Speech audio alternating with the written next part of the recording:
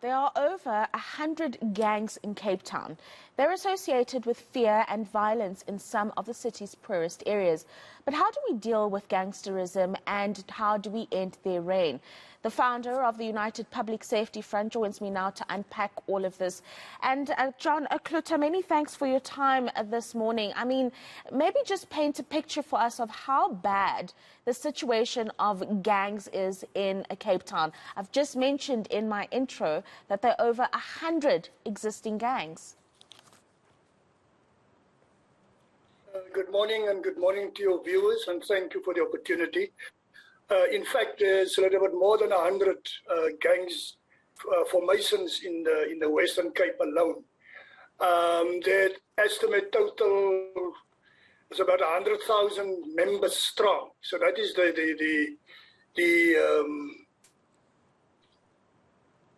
is how big and how enormous they are in terms of numbers.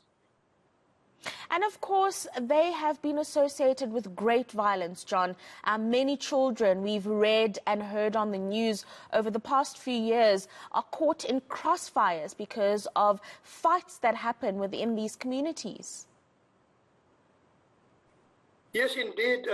In fact, it is a low-intensity war that is taking place in the Western Cape, and especially on the Cape Flats.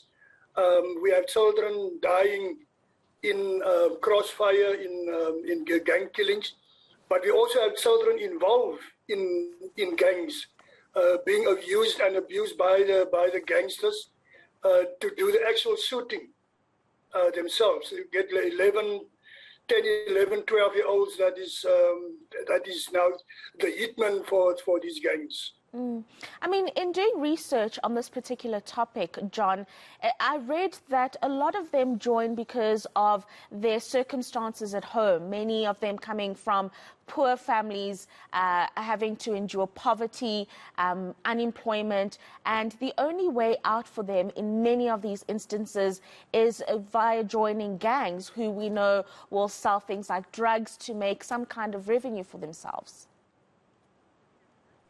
Yes, that's true. What happened is that the gang bosses have established an alternative government in these areas. So they have their social development, they have their health, they have their economic activities. So they have established they have filled the gap that has been left by the national government, and in so doing, they have people in their pockets paying for their rent, their electricity, their food, and even school fees and even university fees for their children. So that is how they have captured the communities on the Cape Flats. One thing that boggles the mind here, John, is the fact that law enforcement has not been able to deal with the scourge of gang violence. I mean, we've even had the army at one stage brought into these communities to deal with the issues, and that also has just not helped. How are we able to deal with this as law enforcement and reduce the scourge and also protect children who, as we spoke about earlier, are at the firing line? You see, the problem is not a law enforcement problem. Yes, there is criminality involved, but the state has failed, and they have failed dismally to enforce the laws of this country. There is a POCA legislation, but they failed to implement the law. So it is not only a law enforcement issue, and the law enforcement, the army is there for a purpose, but we found that the army is inadequate and inadequately trained and equipped to deal with this. And it's not a law enforcement issue, and people must steer away from just looking at law enforcement. Our prisons are already overpopulated with young people that have committed crime. They're coming out of that prison. There is no hope for them. There's no economic viability for them, and so it is a vicious circle. They go to prison, they come out of prison.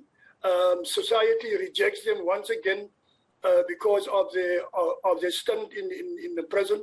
And in the prisons, that is actually where they are being taught. criminality at the highest level. So the law enforcement is not a problem. We are looking for a socio-economic problem to this project. Job creation.